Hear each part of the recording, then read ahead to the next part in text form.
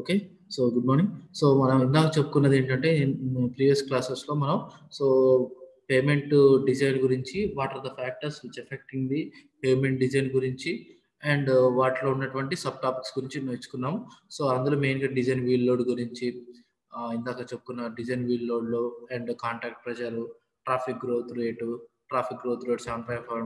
7.5% అని, vehicle damage factor ఎంత and lane distribution factor ఎంత and cumulative vehicles commercial vehicles per day అనేది ఎంత అని ఎలా క్యాలిక్యులేట్ చేస్తాం.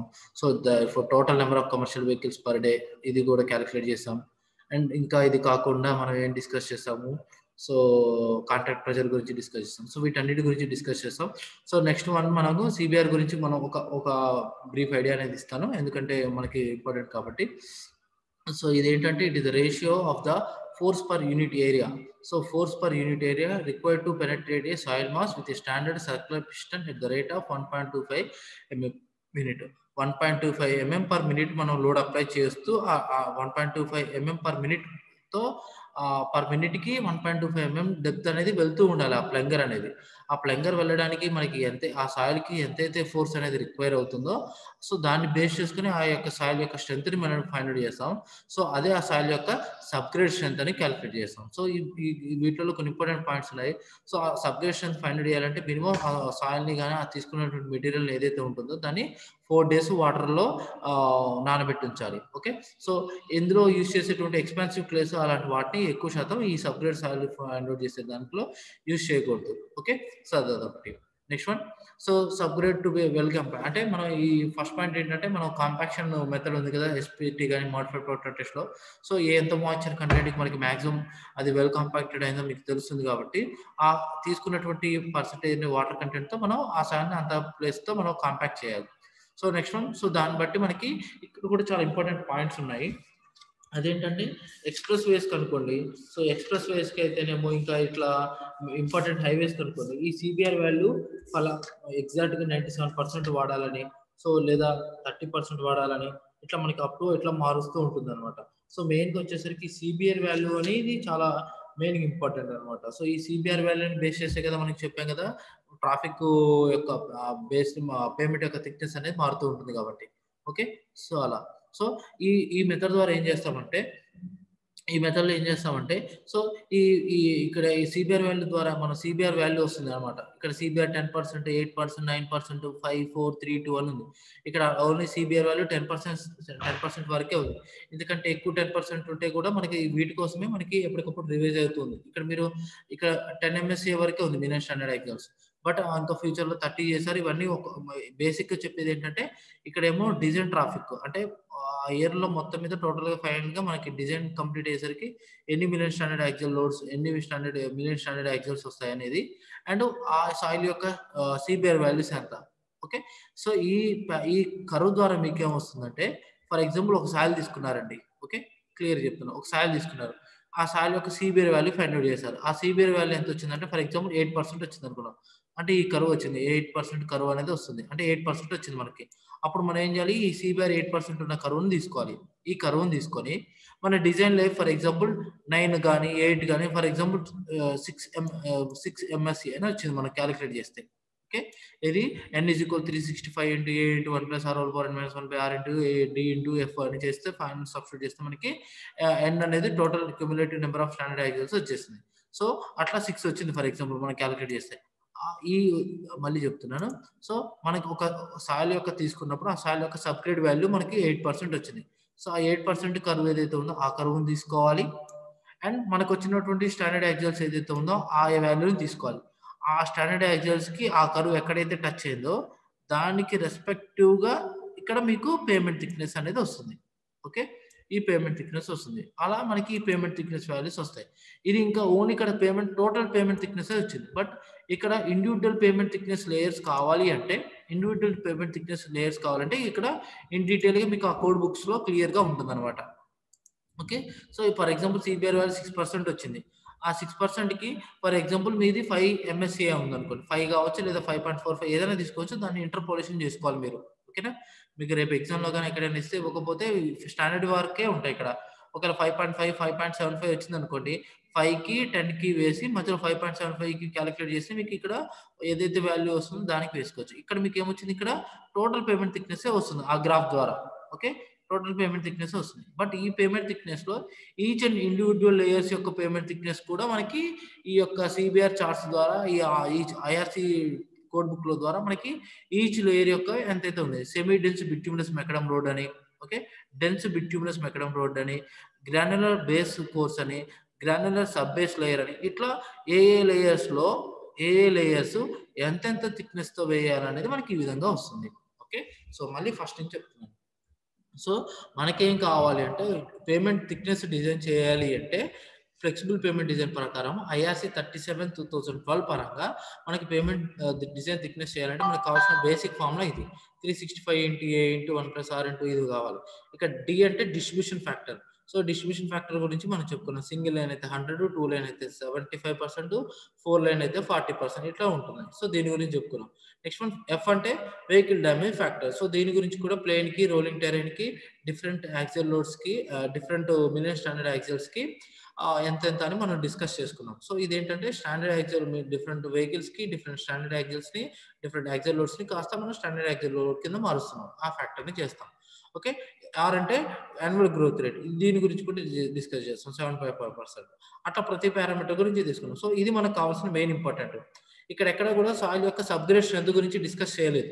ఓకే, ఇక్కడ ఎక్కడైనా సాయిల్ సబ్గ్రేడ్ స్ట్రెంత్ ఉందా, లేదు. సో ఇది ఒక పారామీటర్, సిబిఆర్ వాల్యూ, ఈ రెండు ఉంటే చాలు పేమెంట్ డిజైన్ అయిపోయినట్టే. ఇక్కడ number of cumulative number of standard axles వచ్చేసాయి, ఎన్ని వచ్చింది, అండ్ మనకు కావాల్సినటువంటి సిబిఆర్ వాల్యూ ఈ సిబిఆర్ టెస్టింగ్ మిషన్ ద్వారా మనం క్యాలిక్యులేట్ చేస్తాం. సో ఈ సిబిఆర్ వాల్యూ వస్తుంది and number of cumulative standard axles వచ్చేసాయి. So number of cumulative standard axles and CBR వాల్యూని రీప్లేస్ చేస్తే మనకి టోటల్ పేమెంట్ థిక్నెస్ వస్తుంది. ఈ ఐఆర్సి 37/2012 కోడ్ బుక్ లోనే మీకు అప్ టు సిబిఆర్ వాల్యూ 10% నుంచి మీకు క్లియర్ గా టెక్స్ట్ బుక్ లేదు, చూపిస్తున్నా, రేపు చూపిస్తాను. ఆ కోడ్ బుక్ సాఫ్ట్ కాపీ కూడా మీకు అవైలబిలిటీ ఉంటుంది గూగుల్లో కొడితే. అలా డిఫరెంట్ సిబిఆర్ వాల్యూస్ కి అప్ టు ఇక్కడ వరకు 10 అనేది చూపిస్తుంది కదా మీకు. 150 మిలియన్ స్టాండర్డ్ యాక్సిల్స్ ఇక్కడ 10 to 150 మిలియన్ స్టాండర్డ్ యాక్సిల్స్ కూడా చూపిస్తుంది. అదేమో అప్ టు 10 వరకే ఉంది. ఇక్కడ 10 to 150 మిలియన్ స్టాండర్డ్ యాక్సిల్స్ కి అండ్ సిబిఆర్ వాల్యూ 10% వరకే ఉంది ఇక్కడ. ఓకే, అలా ఇప్పుడు ఇది ఓన్లీ పాతవన్నీ ఇంత ఈ ఒక సిబిఆర్ వాల్యూ 10% వరకు and different cumulative standard axles వరకే ఉంది. సో మీరు కేవలం ఈ 4 ఈ టేబుల్స్, ఆ 2 కర్వ్స్, 2 టేబుల్స్ తీసుకున్న పైన కోడ్ బుక్ అవసరం లేదు. ఓకే, అట్లా ఈచ్ లేయర్ లో ఎంత కాంపౌండ్ థిక్నెస్, ఇక్కడేమో గ్రాఫ్ పరంగా చూపించాడు, ఇక్కడేమో టాబ్లెట్ పరంగా చూపించాడు. సో మీకు ఏది కావాలనుకుంటే అలా. ఓకే, ఇట్లా మనం ఈ యొక్క పేమెంట్ ని డిజైన్ చేస్తామండి. చాలా ఈజీ అనమాట. సో మనకి డేటా ప్రాబ్లమాటిక్ లో ఇక్కడ ప్రాబ్లం కూడా ఉంది, చూపిస్తాను. సో ప్రాబ్లమాటిక్ లో మీకు ఇస్తాడు ఇక్కడ డిజైన్ ది పేమెంట్ అని ఇచ్చేస్తాడు. 2 లేన్ అని ఇచ్చాడు. అంటే 2 లేన్ అంటే ఏం చేయాలి, ఇది మీకు గుర్తు రావాలి వెంటనే. డిజైన్ లైఫ్ ఇచ్చాడు, వెహికల్ డ్యామేజ్ ఫ్యాక్టర్ ఇచ్చాడు. సో మొత్తం డేటా అంతా ఇచ్చాడు. సాయిల్ సబ్గ్రేషన్ ఎంత 4% ఇచ్చాడు. సో ఇనిషియల్ గా కమర్షియల్ వెహికల్స్ ఎంత అన్నాడు, so 400 commercial vehicles per day అంటే బోత్ డైరెక్షన్ అన్నాడు. సో మరి దాన్ని సింగిల్ డైరెక్షన్ అయితే ఏమన్నా ఆఫ్ చేయాలా లేదా అని వీటి గురించి డిస్కస్ చేసుకుంటూ ఉండాలి. సో ఇక్కడ 2 లేన్ అన్నాడు, ఇట్లా ఇచ్చాడు. మొత్తం దీని గురించి ప్రాబ్లమాటిక్ ఉంది.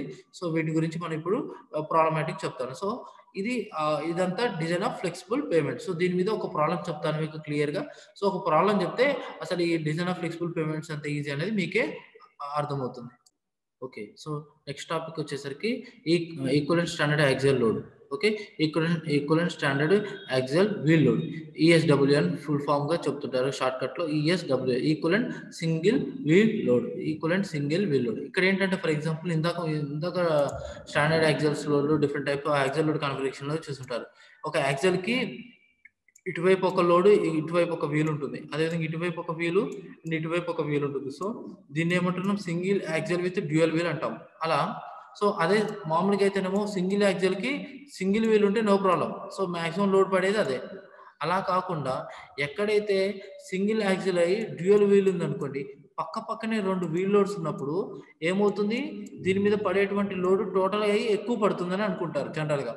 ఒకటి సింగిల్ లోడ్ ఉంటే సింగిల్ లోడ్ దీనిపై ఈ కింద ఉన్న ఏరియాలో పడుతుందని ఫిక్స్ అవుతాం. బట్ ఎక్కడైతే సింగిల్ యాక్సిల్ అయి డ్యూయల్ వీల్ ఉందనుకోండి, సో ఈ రెండింటి వల్ల ఈ 2 లోడ్స్, ఈ 2 వీల్స్ వల్ల పడేటువంటి టోటల్ 2 వీల్ లోడ్స్ టోటల్ పడుతుందని అనుకుంటారు. అలా కాకుండా ఏంటి అనేది ఇప్పుడు డిస్కస్ చేద్దాం. సో ఇక్కడ ఏంటంటే సో ఎక్కడైతే పూర్తి డయాగ్రామ్ ఇలా లేదు, ఇట్లా ఉంటుంది. సో ఇది యాక్చువల్, ఇక్కడ డ్యూయల్ వీల్ ఉంటుంది. ఇంకా రిమైనింగ్ డయాగ్రామ్ ఇటువైపు ఇక్కడ ఒక వీల్ ఉంటుంది అండ్ ఇక్కడ ఒక వీల్ ఉంటుంది. సో వీరికి మధ్య మనకు కొంచెం గ్యాప్ ఉంటుంది. సో దాన్ని డి అంటాం. సో దీన్ని clear gap between two wheels. So ఈ రెండింటి మధ్య గ్యాప్ డి. అండ్ ఎస్ అంటేనేమో సెంటర్ టు సెంటర్, ఆ వీల్స్ ఉంటాయి కదా, ఆ వీల్స్ యొక్క సెంటర్ నుంచి సెంటర్ మధ్య ఉన్న డిస్టెన్స్ ఏమో ఎస్ అంటాము. ఓన్లీ వీల్స్ యొక్క ఇన్నర్ వీల్స్ మధ్య ఉన్నటువంటి డిస్టెన్స్ ని స్మాల్ డి అంటాం. ఇది మనకి మెయిన్ ఇంపార్టెంట్. సో దీన్ని బట్టి ఏంటంటే యాజ్ పర్ మనకి జనరల్గా ఏంటంటే లోడ్ అనేది ఎలా డిస్ట్రిబ్యూట్ అవుతుందంటే 45 degrees యాంగిల్లో డిస్ట్రిబ్యూట్ అవుతుంది, లేదా జనరల్గా చెప్పుకుంటే 2:1 డిస్ట్రిబ్యూట్ అవుతుంది. సో 45 degrees అనుకుంటే ఫర్ ఎగ్జాంపుల్ ఇటు 45 డిస్ట్రిబ్యూషన్ అయింది అనుకోండి, ఇక్కడ దాదాపుగా 90 degrees పోతే ఇక్కడ 90 degrees ఉంటుంది అండ్ ఇక్కడ 90 degrees ఉంటుంది. సో ఆటోమేటిక్గా ఇది ఒక రైట్ యాంగిల్ ట్రయాంగిల్ లా ఫామ్ అవుతుంది. సో ద టోటల్ లోడ్ అనేది అప్ టు ఈ యొక్క డిస్టెన్స్ లో హాఫ్ ఆఫ్ ది డిస్టెన్స్, అంటే ఈ రెండింటికి క్లియర్ గ్యాప్ ఉంది చూసారా, ఈ వీల్స్ మధ్య ఉన్నటువంటి క్లియర్ గ్యాప్ ఎంతైతే ఉందో ఆ డిస్టెన్స్ లో హాఫ్ డిస్టెన్స్ వరకు పైన ఆ బోత్ వీల్స్ అనేవి సింగిల్ గానే యాక్ట్ అవుతాయి. ఓకే, సో మీకు మళ్ళీ క్లియర్ చెప్తున్నాను. Up to this point, up to ఈ d/2 అనే డిస్టెన్స్ వరకు ఏమవుతుందంటే, ఈ డయాగ్రామ్ మీరు డ్రా చేశారనుకోండి, దీన్ని ఈ యొక్క పేమెంట్ యొక్క వీల్ యొక్క థిక్నెస్ సంథింగ్, సో థిక్నెస్ తో ఒక 45 degrees యాంగిల్లో ఇలా డ్రా చేస్తే ఇక్కడ ఎంతైతే థిక్నెస్ తో డ్రా చేస్తారో, ఇక్కడ ఎంత గ్యాప్ తో ఈ రెండు వీల్స్ మధ్య ఎంత క్లియర్ గ్యాప్ అయితే ఉందో ఆ క్లియర్ గ్యాప్ తో ఆ స్కేల్ తో డ్రా చేసి 45 degrees యాంగిల్ తో మీరు ఈ డ్రా చేస్తే మీకు అది ఎక్కడ ఇంటర్సెక్ట్ అవుతుందంటే, ఈ క్లియర్ గ్యాప్ ఎంతైతే ఉందో అందులో half of the distance gap లో మీకు ఈ టూ వీల్స్ యొక్క లోడ్ అనేది ఇంటర్సెక్షన్ అవుతుంది. సో ఇక్కడ వరకు కూడా ఈ పైనంతా కూడా వీలు ఇది సపరేట్ గా యాక్ట్ అవుతుంది, ఇది సపరేట్ యాక్ట్ అవుతుంది. అంటే దాన్ని సపరేట్ గా సింగిల్ వీల్ లాగా యాక్ట్ అవుతుంది. ఆఫ్టర్ దిస్ ఈ పేమెంట్ దాటిన తర్వాత మీకు దాని యొక్క పేమెంట్ లేయర్ ఇప్పుడే సారాట్ వెళ్ళారు తెలీదు. సో ఈ లేయర్ తర్వాతనే మీకు ఆ యొక్క వీల్స్ యొక్క టోటల్ లోడ్ అనేది ఈక్వలెంట్ గా టోటల్ గా యాక్ట్ అవుతుంది. అప్ టు 5 వరకు కూడా ఈచ్ లోడ్ సింగిల్ గా యాక్ట్ అవుతుంది. ఈ లేయర్ దాటిన తర్వాత, అంటే ఈ సెక్షన్ దాటిన తర్వాత ఏమవుతుంది, ఆ టోటల్ వీల్ కాస్త సింగిల్ వీల్ గా ఫామ్ అవుతుంది, ఈక్వలెంట్ సింగిల్ వీల్ గా ఫామ్ అవుతుంది అనమాట. ఇది ఈ యొక్క కాన్సెప్ట్ అనమాట. సో ఏంటంటే ఇక్కడ ఉన్నటువంటి వీలు, ఇక్కడ ఉన్న వీలు, ఈ రెండింటి మధ్య డిస్టెన్స్ ఎంతైతే క్లియర్ గ్యాప్ ఉంటుందో అంత హాఫ్ గ్యాప్ తో వరకు ఇంత పై వరకు ఇక్కడ దీని యొక్క స్ట్రెస్ ఇక్కడ సింగిల్ గా యాక్ట్ అవుతుంది, దీని వరకు సింగిల్ గా యాక్ట్ అవుతుంది. ఆఫ్టర్ దిస్ ఈ లేయర్ తర్వాత ఏమవుతుందంటే బోత్ వీల్స్ యొక్క టోటల్ లోడ్ యాక్ట్ అవుతుంది, టోటల్ గా ఒకదానికి ఒకటి ఓవర్లాప్ అవుతుంది. అప్ టు ఈ పాయింట్ వరకు మొత్తం ఇంకా టోటల్ వీల్ లోడ్ లాగా యాక్ట్ అవుతుంది. సో దాన్ని ఈక్వలెంట్ సింగిల్ వీల్ గా అంటాం. సో దీనివల్ల ఏమవుతుందంటే దీన్ని ఎందుకు కన్సిడర్ చేస్తున్నామంటే, సో డ్యూయల్ వీల్ గా మనం టోటల్ వీల్ లోడ్ గా ఈ సింగిల్ వీల్ ఉన్న టోటల్ లోడ్ ని మనం టోటల్ లోడ్ గా కన్సిడర్ చేస్తాం అనుకోండి, ఏమవుతుంది, ఆ టోటల్ లోడ్ వల్ల స్ట్రెస్ ఎక్కువ అవుతుంది. మనం ఎక్కువ కన్సిడర్ చేసుకుని పేమెంట్ యొక్క ఫెయిల్యూర్ ఎక్కువ ఛాన్సెస్ అనేది చాలా తగ్గించుకుంటాం. అంటే దానివల్ల ఏమవుతుందంటే కాస్ట్ కన్స్ట్రక్షన్ ఎక్కువ అవుతుంది. ఓకే, అలా ఇక్కడ క్లియర్ గా దీన్ని ఒక గ్రాఫ్ రూపంలో చెప్తున్నాడు. డెప్త్ ఆఫ్ d/2 వరకు, అంటే అప్ టు డెప్త్ d/2 వరకు కూడా ఆ యొక్క వీల్ లోడ్ ఏమవుతుంది, సింగిల్ లోడ్ గానే యాక్ట్ అవుతుంది. బట్ ఎక్కడైతే అప్ టు 2s వరకు, అంటే మళ్ళీ అగైన్ ఈ 2s అంటే ఈ రెండింటి మధ్య ఉన్నటువంటి సెంటర్ టు సెంటర్ డిస్టెన్స్ ఏదైతే ఉందో ఆ యొక్క సెంటర్ డిస్టెన్స్ కి 2 times యొక్క డిస్టెన్స్ లో ఇది టోటల్ గా ఈ సింగిల్ వీల్ లోడ్ కాస్త డ్యూయల్ వీల్ గా ఫామ్ అవుతుంది. అంటే టోటల్ ఒక 2 సింగిల్ లోడ్స్ కాస్త 2 1 లోడ్ గా ఫామ్ అవుతుంది. అంటే క్లియర్ చెప్పడం రాలేదు నాకు. ఇది 10 ఉన్నది కాస్త ఈ పాయింట్కి వచ్చేసరికి 20 లోడ్స్ కింద ఫామ్ అవుతుంది. అదే ఇక్కడ వరకు అయితే 10 గా ఫామ్ అవుతుంది. ఈ పాయింట్కి వచ్చాక 10 ప్లస్ ఒక 2 12 వరకు ఉంటుంది. 13 14 15 16 18 19 20 అప్ టు ఈ పాయింట్కి వచ్చేసరికి 20 అవుతుంది. అప్ టు ఈ పాయింట్ వరకు ఏమో 10 కాస్తానే యాక్ట్ అవుతుంది. ఈ లేయర్ దాటిన తర్వాత, ఈ సెక్షన్ దాటిన తర్వాత కాస్త లోడ్ అనేది గ్రాడ్యువల్గా ఇంక్రీజ్ అవుతూ వస్తుంటుంది. అలా up to depth of d/2 వరకు దాని యొక్క ఈక్వలెంట్ సింగిల్ వీల్ లోడ్ కాస్త PP గానే యాక్ట్ అవుతుంది. అంటే సింగిల్ వీల్ లాగే ఫామ్ అవుతుంది. ఎప్పుడైతే డెప్త్ ఇంక్రీజ్ అవుతున్న కొద్దీ ఆటోమేటిక్ కొంచెం పార్షియల్ గా లోడ్ అనేది షేర్ అవుతూ ఉంటుంది. సో టూ వీల్స్ యొక్క లోడ్ కాస్త ఒకదానికొకటి ఓవర్లాప్ అవడం ఎక్కువ అవుతూ వస్తుంది. సో ఫైనల్ గా డెప్త్ ఆఫ్ 2s కి వచ్చేసరికి మీకు టోటల్ లోడ్ అనేది యాక్ట్ అవుతుంది. సో ఈ టోటల్ లోడే ఇక్కడ మనకి ఈక్వలెంట్ సింగిల్ వీల్ గా తీసుకొని చేస్తాం. ఇలా దీని యొక్క కాన్సెప్ట్ అనమాట ఇది. ఇప్పుడు ప్రాబ్లమాటిక్ వెళ్ళిపోదాం ఇంకా డైరెక్ట్ గా. సో ప్రాబ్లమ్స్ కి వచ్చేసరికి ఏంటంటే, so okay, design of flexible payment for the construction of new highway. ఇక్కడ ఫ్లెక్సిబుల్ పేమెంట్ అంటున్నాడు అండ్ న్యూ హైవే అంటున్నాడు అండ్ ఇచ్చాడు number of commercial vehicles per the last count. So number of commercial vehicles per day ఇచ్చాడు అనమాట. So 1000 commercial vehicles per day ఇచ్చాడు. And period of construction అంటే నేను ఇందా చెప్పుకున్నాక ఎక్స్ వాల్యూ అనమాట ఇది. సో 3 years వరకు కన్స్ట్రక్షన్ చేశారనమాట. అంటే ఒక ఇయర్ లో ఎప్పుడైతే తీసుకున్నా అది. నెక్స్ట్ ట్రాఫిక్ గ్రోత్ రేట్ 8% ఇచ్చాడు ఇక్కడ. ఒకవేళ ఇవ్వకపోతే 7.5%, ఇస్తే వాడు ఏదైతే ఇచ్చాడో అది తీసుకోవాలి. And design of CBR value of subgrade salary 10% ఇచ్చాడు. సో వాడు ఏదైతే సబ్గ్రేడ్ సాలరీ ఇస్తాడో అది తీసుకోవాలి. నెక్స్ట్ వన్, ఏ కేటగిరీ రోడ్ అన్నాడు, ఇది నేషనల్ హైవే అన్నాడు అండ్ 2 lane సింగిల్ క్యారేజ్ వే అన్నాడు. ఓకే, వాడు రేపు ఎగ్జామ్ లో ఇవ్వకపోయినా నేషనల్ హైవే అయితే ఏమంటాము, డిజైన్ లైఫ్ 15 years ఆల్రెడీ చెప్పుకున్నాం. అదే ఇంకా ఇంపార్టెంట్ రోడ్స్కి అయితేనేమో 20 years ఇంకా వేరే. అదే అదర్ రోడ్స్కి అయితేనేమో 10 to 15 years అనుకుంటా. ఓకే, సో నేషనల్ హైవేస్కి అయితే 15 years. ఓకే, ఇది 2 lane సింగిల్ క్యారేజ్ వే ఎందుకు ఇచ్చాడు అనేది మీకు తెలియాలి, మీకు అర్థం అవ్వాలి వెంటనే. ఇప్పుడు for example, so as per ARC మనకి ఏం కావాలి minimum first. So first one వచ్చేసరికి ఫార్ములా. సో ఫస్ట్ ఏం చేయాలి మనం, నీకు నేను ఏం చెప్పాను ఇందాక ఏం చెప్పాను, so total number of commercial vehicles, total cumulative number of commercial vehicles and CBR value, ఈ రెండు తెలిస్తే మనకి పేమెంట్ థిక్నెస్ ఎంతో తెలుస్తుంది. సో మరి ఎన్ కావాలంటే ఏమేమి కావాలో చూద్దాం. ఫస్ట్ 365 అంటే నెంబర్. ఓకే, ఏ ఇటు పోయిందా, సరే 1 into 1 plus ఆర్ అంటే ఏంటి, ట్రాఫిక్ గ్రోత్ రేట్ ఆల్రెడీ ఇచ్చాడు 8% ఇచ్చాడు. సో 8% కదా, దాన్ని అట్లనే వాడుకుంటాము, వాడుకోము. 8% కాబట్టి 8/100 వేస్తే మీకు 0.08 కింద వస్తుంది. ఏంటంటే డిజైన్ లైఫ్ ఇందాక చెప్పుకున్నాను. డిజైన్ లో వచ్చేసి ఇక్కడ ఆల్రెడీ ఇచ్చాడు 15 years ఇచ్చాడు. సో n ప్లస్ లో 15 పెడతారు, అయిపోతుంది. సో 1 అంటే 1 అంటే ఆర్ అంటే ఆల్రెడీ అదే వచ్చింది. అగైన్ ఏ అంటే ఆల్రెడీ ఇందా చెప్పుకున్నా. ఏ అంటే so initial traffic in the year of completion to the number of commercial vehicles అని చెప్పుకున్నాం. సో టోటల్ గా వచ్చేసరికి ఏకి ఫార్ములా ఏంటి, P into 1 plus R whole power x. ఇందాక మైనస్ అని చెప్పుకున్నామే, సరే మిస్టేక్ ఉంది అక్కడ.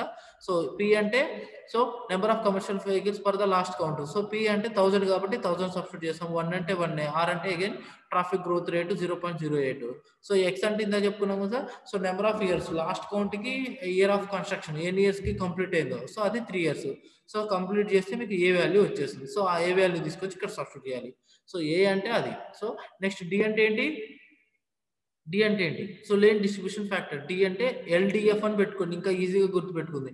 LDF lane distribution factor. ఇదేంటిది, 2 lane అంటున్నాడు, 2 lane single carriage way. So 2 lane single lane carriage way అయితే ఏమని చెప్పాను మీకు, ఆ యొక్క డిస్ట్రిబ్యూషన్ ఫ్యాక్టర్ అంటే మీకు వచ్చేటువంటి వెహికల్ యొక్క టోటల్ కమర్షియల్ వెహికల్ యొక్క వాల్యూము అటు 75%, ఇటు 75% పోతుందని కన్సిడర్ చేస్తాం. సో 75% 2 lane కి కన్సిడర్ చేస్తాం. సో 75% కాబట్టి అగైన్ 0.75, ఎక్కడైనా పర్సెంటేజ్ సబ్సిడీ కాబట్టి 0.75 కి మార్చాం.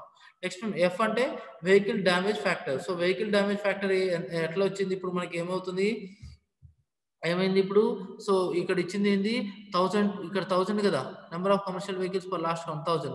సో ఇక్కడ ఎంత మనకి ఇందాక ప్రీవియస్ క్లాస్ లో చూసుకున్నాం, వెహికల్ డ్యామేజ్ ఫ్యాక్టర్ ఎంత 150 to 550 అన్నాడు.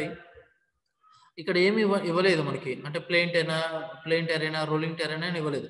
సో జనరల్ గా తీసుకుంటే మీరు ప్లెయిన్ టెరైనా తీసుకోవచ్చు, లేదా ఇక్కడ ఇచ్చాడా, సో ఏమి ఇవ్వలేదు. సో ప్లెయిన్ టెరైన్ కనుక తీసుకుంటే మనకి అకార్డింగ్ టు ఫార్ములా పరంగా ఎంత వచ్చింది మనకి 3.5. ఒకసారి చూడండి ఏది, so vehicle damage factor 1 second.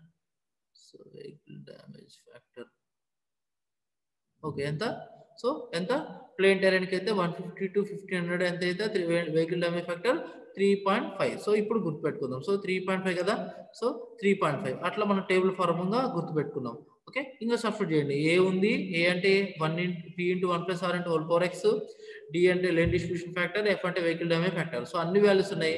So టక సబ్స్టిట్యూట్ చేస్తే మీకు ఎన్ వచ్చేసింది. ఎన్ ఎంత వచ్చింది, 32,000 అట్లా వచ్చేస్తుంది. దీన్ని మిలియన్ స్టాండర్డ్ యాక్సిల్స్ కింద మార్చుకోండి. సో మిలియన్ అంటే సో 10 power 10 అనుకుంటా కదా. So 1 2 3 4 5 6 7, so 7.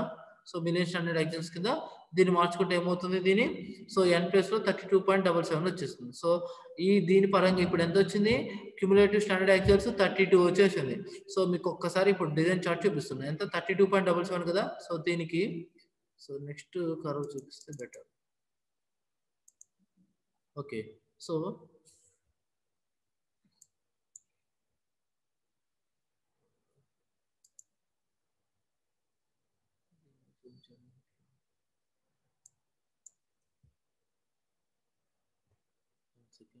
చేస్తాను.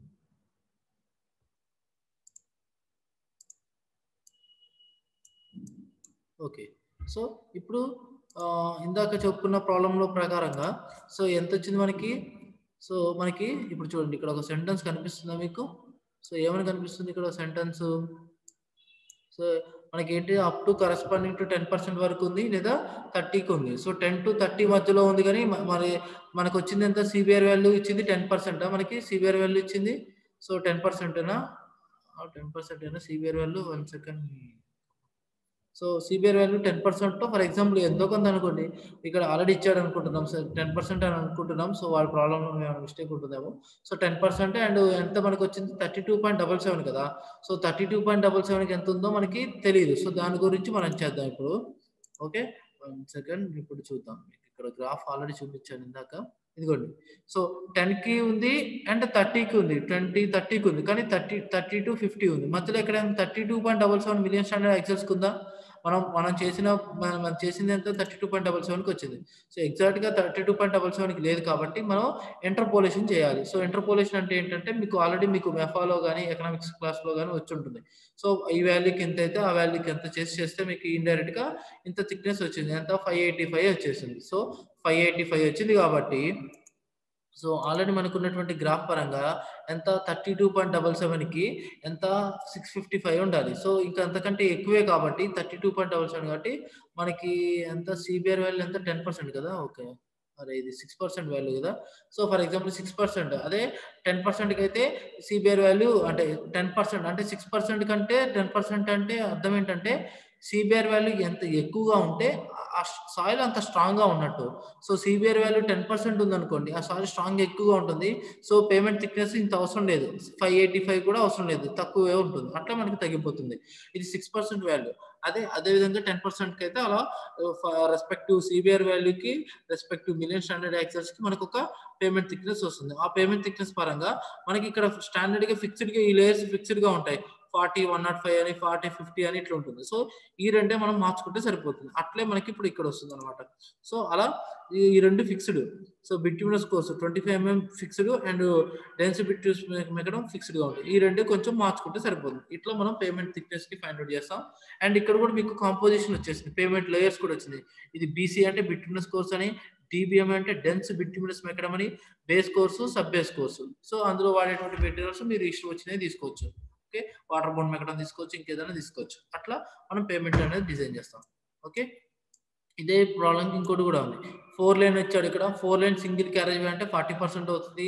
Initial traffic 700 commercial vehicles per day ఇచ్చాడు. ట్రాఫిక్ గ్రోత్ ఇచ్చాడు. డిజైన్ లైఫ్ 20 years ఇచ్చాడు. వెహికల్ డ్యామేజ్ ఫ్యాక్టర్ ఇచ్చాడు. సబ్గ్రేడ్ వాల్యూ కూడా ఇచ్చాడు. 5% ఇచ్చాడు. సో అంత ఇచ్చాడు. సో డైరెక్ట్ సబ్స్టిట్యూట్ చేస్తే అయిపోతుంది. సో ఇక్కడ ఏ ఒకటి కనుక్కోవాలి. ఏ వచ్చేసి 1 + r × whole power n. So ఇక్కడ అదంతా సబ్స్టిట్యూట్ చేయలేదా వీడు ఇక్కడ? నెక్స్ట్ ప్రాబ్లం చేస్తాడా? సో సబ్స్టిట్యూట్ చేస్తే ఏ వాల్యూ వస్తుంది. సో ఏ వచ్చేసరికి ఏ అంటే ఇక్కడ డైరెక్ట్ గా వేసాడు 1/(-1/6). సో ఏ టీ అంటే 2.5 ఇచ్చాడు. వెహికల్ డ్యామేజ్ ఫ్యాక్టర్ 2.5 ఇచ్చాడు. అండ్ లేన్ డిస్ట్రిబ్యూషన్ ఫ్యాక్టర్ ఏమన్నాడు 40% కాబట్టి ఇది 4 లేన్ కాబట్టి 40% కాబట్టి 40 / 100 కాబట్టి 0.4 వస్తుంది. అండ్ ఇది వచ్చేసి మనకి అది క్యాలిక్యులేట్ చేయాలి. సో ఎంత p × 1 + r × whole power x అది చేస్తాం. సో సబ్స్టిట్యూట్ చేస్తే ఇక్కడ చేస్తే మీకు n వాల్యూ వచ్చింది. సో ఇక్కడ ఎంత చేస్తున్నాడు బై 1 2 3 4 5. సో బై 5 చేస్తే మీకు